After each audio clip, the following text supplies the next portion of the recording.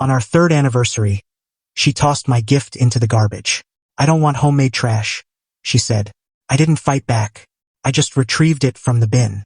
The next day, she spotted it in a gallery display with a $10,000 price tag. I watched her discard 3 months of my effort into the kitchen trash. The wooden box landed with a heavy thud. She wiped her hands as if she'd thrown out actual rubbish and left the room. "My name's David. I'm 37. I craft custom woodwork. Not furniture exactly, more like art. Boxes, sculptures, intricate designs. It's time-consuming, demands precision. It doesn't make me wealthy, but it covers my expenses. I've been at it for 8 years, ever since I quit my corporate job. Best choice I ever made. I've been with Monica for 3 years.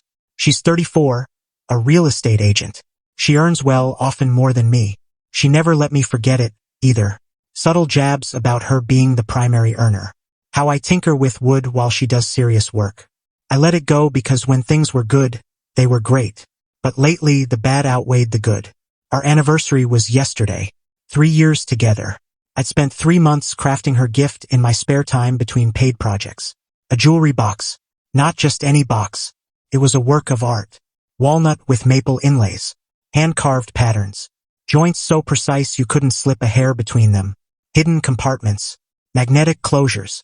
The kind of piece that takes hundreds of hours over months to perfect. I presented it to her during a homemade dinner. Cooked her favorite dish. Lit candles. The whole setup. She unwrapped it and stared. No smile. No excitement. Nothing. She asked what it was. I explained it was a jewelry box. For her collection. She owned a lot of jewelry. High-end pieces. I thought she'd value something handmade to hold them. Something unique. She set it aside and said she'd expected the bracelet she'd pointed out last month. The one from Tiffany's. For $1,000. I told her I couldn't afford it right now. Work had been slow. She picked up the box again, examined it like it was flawed merchandise, and said she didn't want homemade trash. Then she stood, walked to the kitchen, and dumped it in the trash. I sat there stunned. Didn't shout. Didn't argue. Just processed what happened. 3 months of effort. Hundreds of hours. In the garbage because it wasn't from Tiffany's. I got up, went to the kitchen, and pulled the box out. It had some coffee stains on one edge. I cleaned it off. Monica was in the bedroom by then. I overheard her on the phone with her friend Tara, complaining about her disappointing anniversary, mocking the homemade trash her boyfriend tried to pass off as a gift. I wrapped the box in bubble wrap and put it in my truck. Went back inside. Monica was still on the phone. I said I was heading out. She waved me off without a glance. I drove to Hendrick's Gallery downtown. I'd been working with Patricia, the owner, for 2 years. Sold a few smaller pieces through her. She'd been asking for more stock, but I focused on custom orders. We had a standard consignment deal, 50-50 split. Fair terms. Patricia was locking up when I arrived. She let me in anyway. I unwrapped the box and placed it on her counter. She put on her glasses and studied it. Silent for a few minutes. Inspected every detail. Every joint. Every inlay. She opened it, discovered the hidden compartments, tested the magnetic closures. Finally, she looked at me and asked where I'd been hiding this caliber of work. I said I'd always done it. She just hadn't seen my finest pieces. This one was meant to be a gift. Didn't work out. She asked if it was for sale. I said it was now. She set it down gently and said she'd need to research, but her instinct told her this was gallery-worthy. True gallery quality.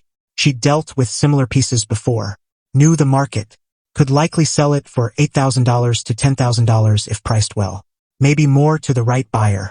I must have looked surprised because she explained that this craftsmanship was exceptional. The inlay alone was museum grade. She had collectors who specialized in fine woodwork. She wanted to photograph it properly, get it appraised, and display it in the front window. It'd take a few days to prepare. I told her to proceed. We updated our consignment agreement for this piece. She'd cover insurance while it was in her care. I'd get half the sale price. Standard terms. I drove home feeling something new. Not anger. Not sorrow. Just clarity. Like everything clicked into place. Monica was asleep when I got back. Or pretending to be. I didn't care either way. I slept in the guest room. The next morning I went to my workshop early. Had a client project to finish. Monica left for work without a word. I heard her car leave around 8.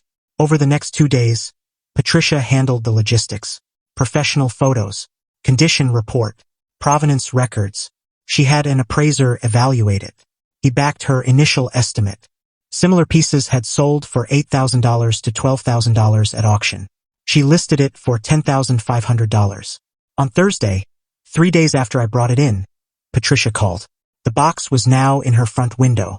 Prime placement, perfectly lit, price tag visible. She'd had 2 serious inquiries already. One collector was returning Saturday for a closer look. I thanked her and got back to work. Didn't think much of it until Friday afternoon when my phone blew up. 8 missed calls from Monica. 15 texts. I read them. She'd seen the box in the gallery window.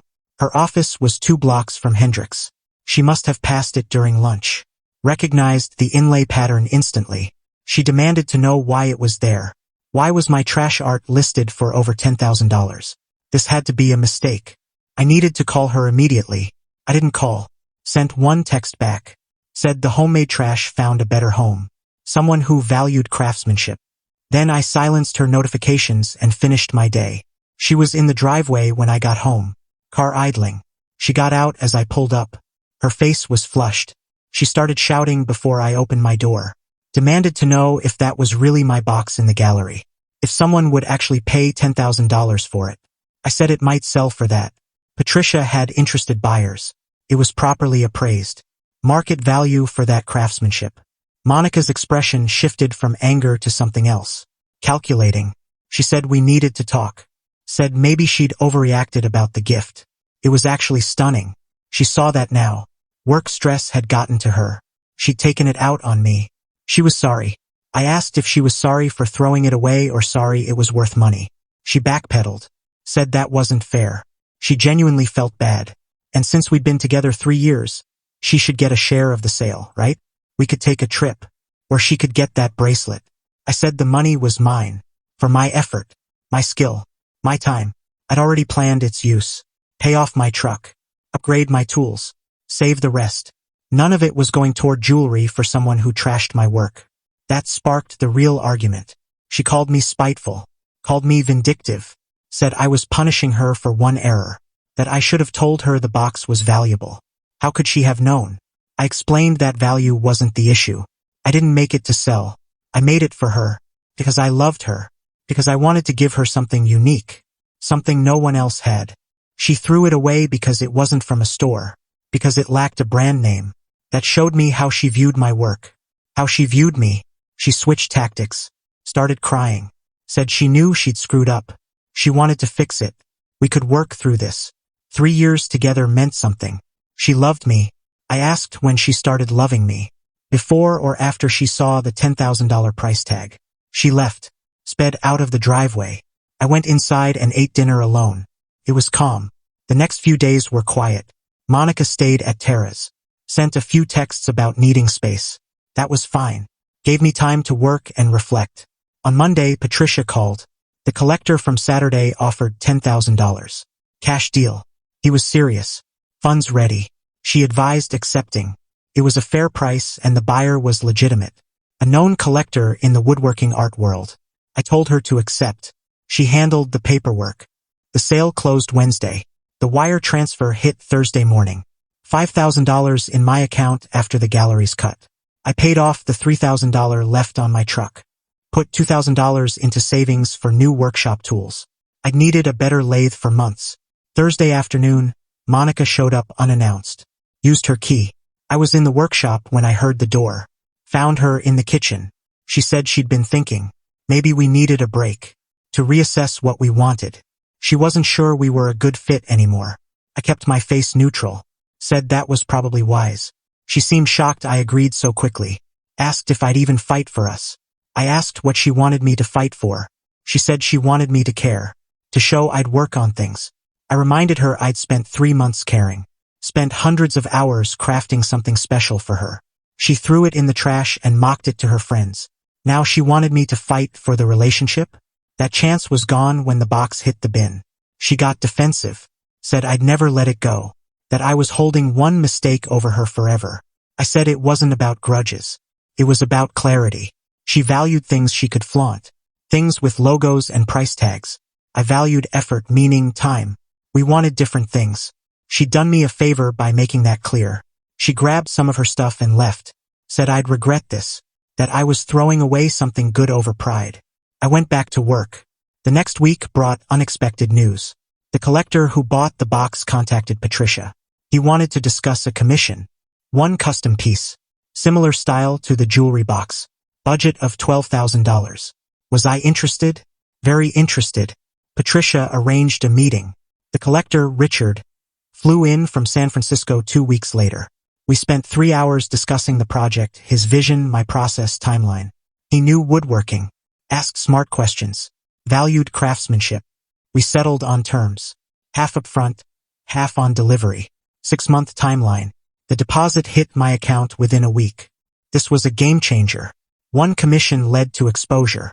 Patricia promoted my work more aggressively, built a proper portfolio, contacted other galleries. Within a month, 2 more galleries expressed interest. One in Denver, one in Portland. Both wanted to carry my pieces on consignment. Monica's friend Tara called 3 weeks after the breakup. Said Monica was struggling. Realized she'd made a huge mistake.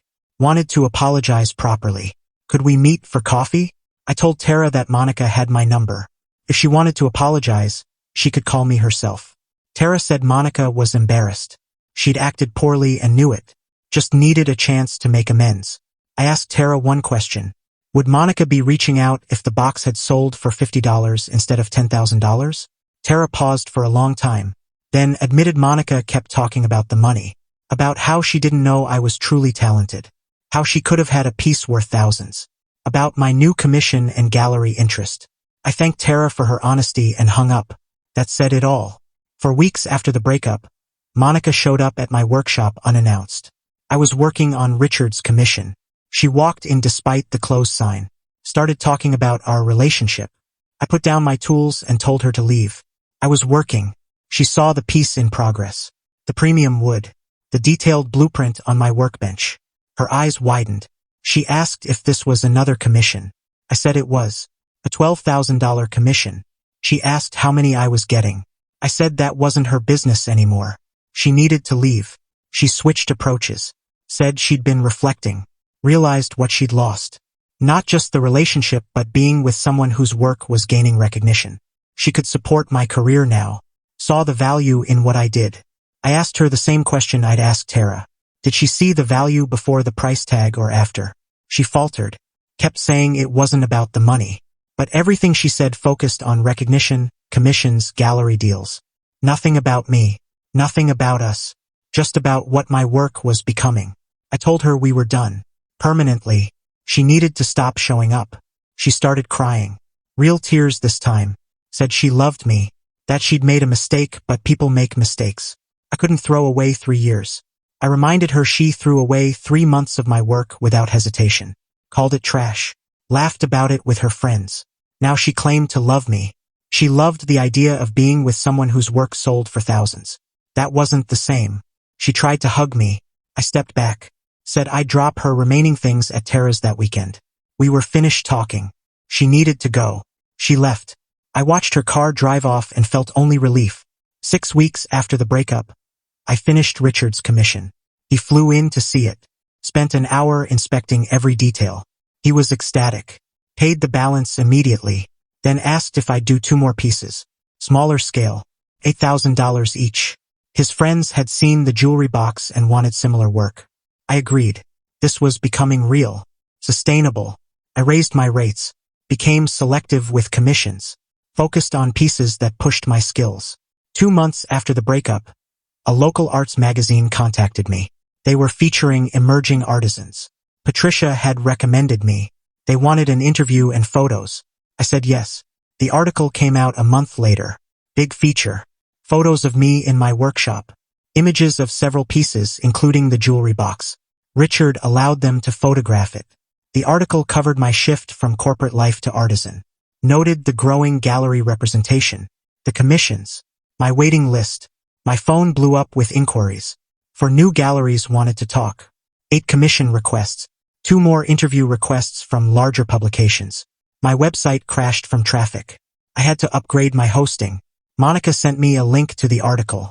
Just one word. Wow. I didn't reply. 3 months after the breakup, I ran into Monica at a restaurant. I was there with Patricia and a prospective client. Business dinner. Monica was with a guy I didn't know. Younger than me. In a suit. She noticed me right away. I gave a polite nod and returned to my conversation. I kept an eye on her, though. She kept glancing over, talking to her date but watching me. She excused herself at one point, headed toward the restrooms. I needed to use the restroom too. In the hallway she was waiting, asked how I was. I said I was good. Business was strong. She mentioned the article, said she was happy for me, proud even. I thanked her and tried to move past. She stepped in my way slightly, said she was seeing someone new, but it wasn't serious. She still thought about me, about us, wondered if we could talk, really talk. I said I was glad she was moving on. I had too. She asked if I was dating. I said that wasn't relevant. What mattered was what I'd learned from our relationship. I'd learned not to ignore warning signs, not to stay with someone who didn't respect my craft or my time. She'd taught me that clearly. I was thankful. Her face fell. She asked if I'd ever forgive her. I said there was nothing to forgive. She'd shown me who she was. I believed her. We'd both moved on. I wished her well. I walked to the restroom. When I returned, she was gone. Her date sat alone, looking confused. I went back to my table and closed a $15,000 commission with my client. For months after the breakup, I opened my own studio. Small space, part workshop, part gallery. Patricia helped me set it up, advised on layout, lighting, displays. She'd become a true friend and mentor. The opening night was packed. Sold 3 pieces. Booked 5 new commissions. My parents came. My sister. Real friends who'd supported my career shift years ago. Monica appeared. I saw her outside through the window. She was dressed up. Looked like she'd made an effort. She stood there for 10 minutes. Just watching through the glass. Never came in. Eventually left. That was 5 months ago. Haven't heard from her since. My business is flourishing. Commissions keep coming. Richard became a regular client. His collector friends keep me booked for the next 8 months. I've raised my prices twice. Still can't meet demand. I've been seeing someone new for 6 weeks. Her name's Rachel. She's a librarian. Knows nothing about woodworking but asks questions because she's curious. Wants to understand my passion. She visited my studio 2 weeks ago. Spent an afternoon watching me work. Called it calming. Beautiful. Loved seeing something crafted from raw materials. I gave her a small wooden bookmark I'd made. She teared up. Said it was the most meaningful gift she'd ever gotten. She keeps it in her purse. Shows it to people. Not for its value. Because someone made it just for her. That's the difference. That's what I'd been seeking. The jewelry box is in Richard's private collection now. He sends me photos sometimes. Keeps it in his study. Stores his late wife's jewelry in it. Says it reminds him of permanence. Of things made to endure. Of the worth in craftsmanship. Monica reached out one last time. 6 months after we ended. A long email. Apologized for everything. Said she'd grown. Realized what she'd lost.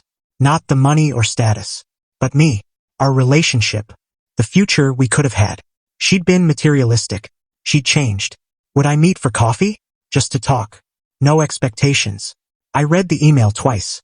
Then deleted it. Some things can't be repaired. Some bridges burn completely. She discarded something valuable because she couldn't see beyond the surface. Because it didn't have a logo or come from the right store. That revealed her values. Her character. Maybe she's changed. Maybe not. It doesn't matter anymore. I'm building something here. A life. A career. A reputation. Every piece I create means something. Takes time. Takes care. Takes skill. The right person sees that. Values it. Treasures it. Understands that meaning isn't in price tags or brands. It's in the hours invested. The attention to detail. The love poured into creation. Monica wasn't that person. She proved it when the box hit the trash. And that $10,000 price tag? Just confirmation of what I already knew. The real value was always there. She couldn't see it. Couldn't appreciate it. Couldn't recognize it. I can. And so can the people who matter. Rachel sees it. Richard sees it. Patricia sees it. The collectors who commission my work see it. The galleries representing me see it. That's enough. That's everything.